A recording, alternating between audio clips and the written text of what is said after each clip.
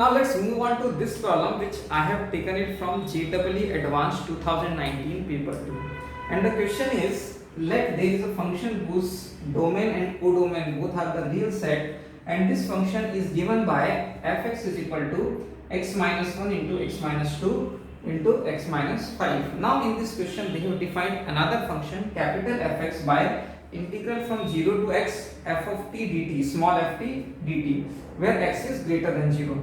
Now this is a multiple correct choice question, that means more than one answers can be correct in this particular question, and the options which are given to us are f of x is not equal to 0 for all the values of x between 0 to 5. The second option is this function f has a local maximum at x equal to 2, and the option C is this f has two local maxima and one local minima in the interval from 0 to infinity, and the last option is f has local minimum at x equal to 1. Okay, we have to find which of these options is the correct answer. Now let us see, the question talks about capital Fx. So first we will find what exactly this capital Fx is. So if I write capital Fx, this will be given by integral from 0 to x f of t dt. Now this is your fx, so your ft becomes t minus 1, t minus 2, t minus 5 dt. This is our capital Fx. Now let us see what will happen if I differentiate this fx. Okay, what will happen if I differentiate this fx? I can use the derivative of the integral using the Leibniz rule. So what is my f dash x? What will be my f dash x? So here first I will differentiate the upper limit, which is 1, derivative of x is 1, and all this t will be replaced by the upper limit x. So it will be x minus 1 into x minus 2 into x minus 5.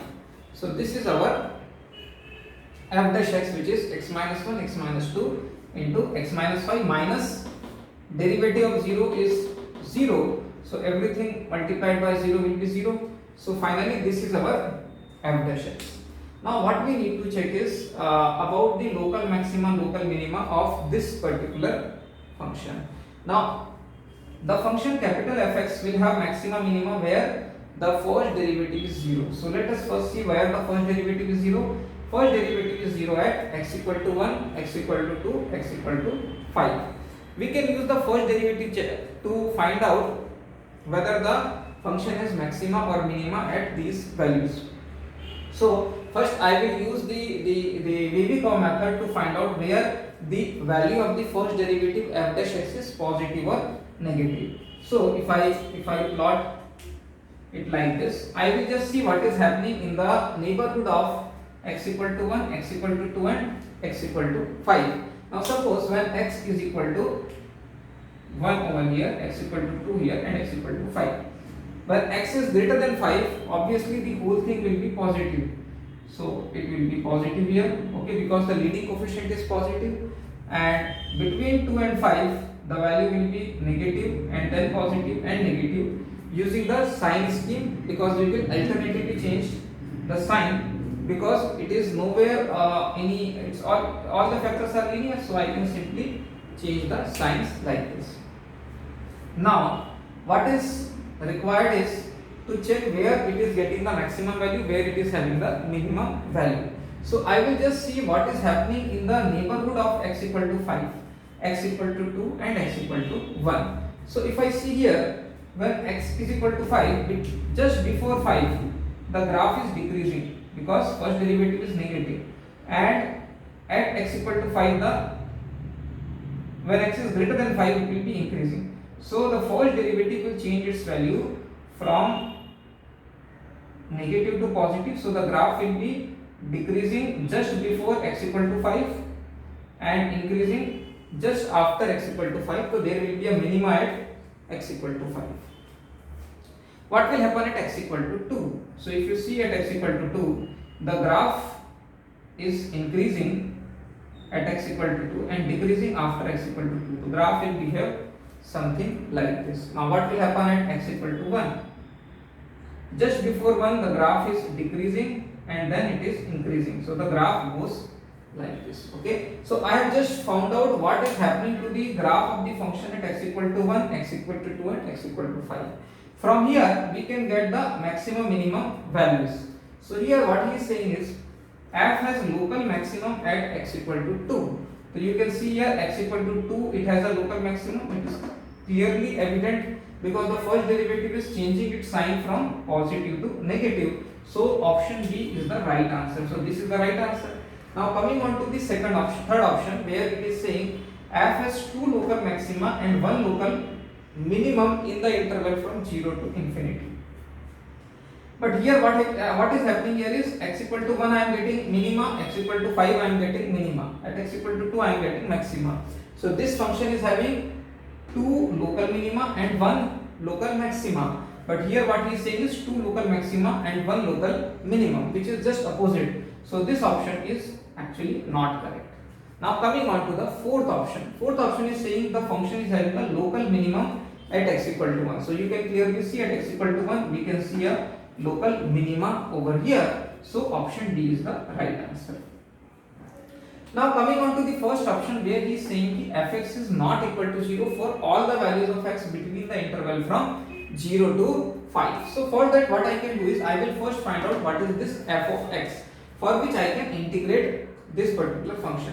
So let me first simplify this to make it in the standard polynomial form. So what is this? This is t minus 1 into t minus 2 into t minus 5. Let me first evaluate what is this when I am simplifying it. This t minus 2 into t minus 5 is t square minus 7t plus 10.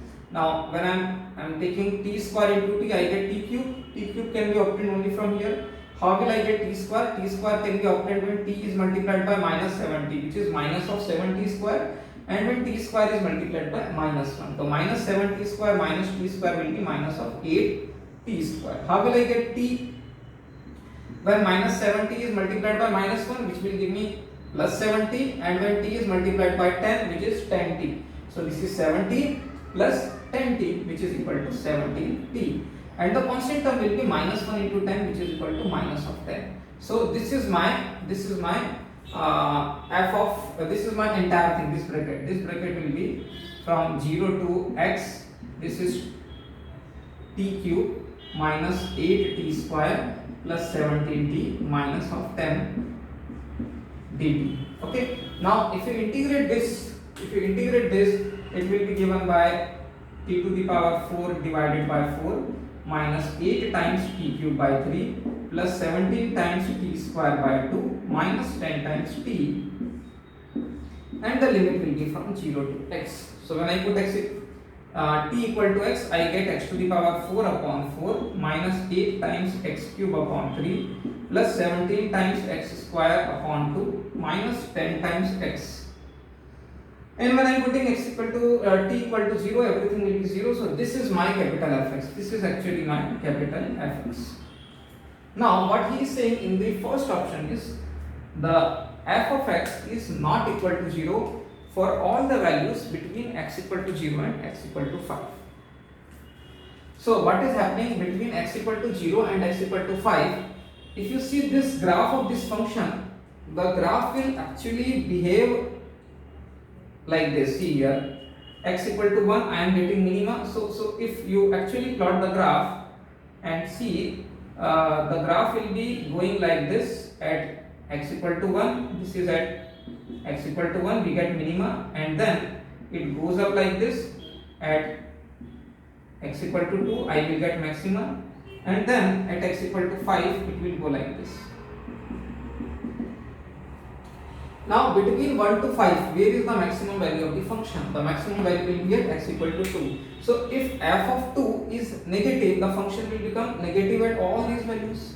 Okay. So let me first check the sign of f of 2. What is the value of f of 2? So if I take f of 2, what is f of 2? This is 2 to the power 4 upon 4, which is 16 by 4, that is equal to 4. And then this is 2 cube into 8, which is 8 into 8 is 64, so which is 64 upon 3. And then this is 2 square, which is 4. 4 upon 2 is 2. 2 into 17 is 34. Minus 10 into 2 is 20. So what is my f of 2? F of 2 is 38 minus 20, which is 18, minus 64 by 3. 64 by 3 is approximately equal to 21.33, which whose value is minus of 3.33, which is a negative number. Now here it is very clear that f of 2 is negative. Okay, f of 2 is negative, and so all these values between, if I take what is f of 0, f of 0 is 0 minus 0 plus 0 minus 0. So f of 0 is 0. So the graph will be going like this. So it will actually be, if you plot it, the graph would actually go like this. This would be your x-axis. So you can see here, between x equal to 0, this is at x equal to 0, between x equal to 0 to x equal to 5, you will find the graph will be entirely below the x-axis, because the maximum value will be at x equal to 2 in this interval, which is negative. If the maximum value is negative, so obviously for all the values between 0 to 5, the function will take only negative value. That means the function is nowhere crossing the x-axis. Everywhere the entire function is below the x-axis, so it will never be 0. So the function is not equal to 0 for all the values between 0 to 5 is a correct answer. So we have option A, B and D. So final answer will be A, B and D are the correct answer in this particular question. So this way you can solve this problem.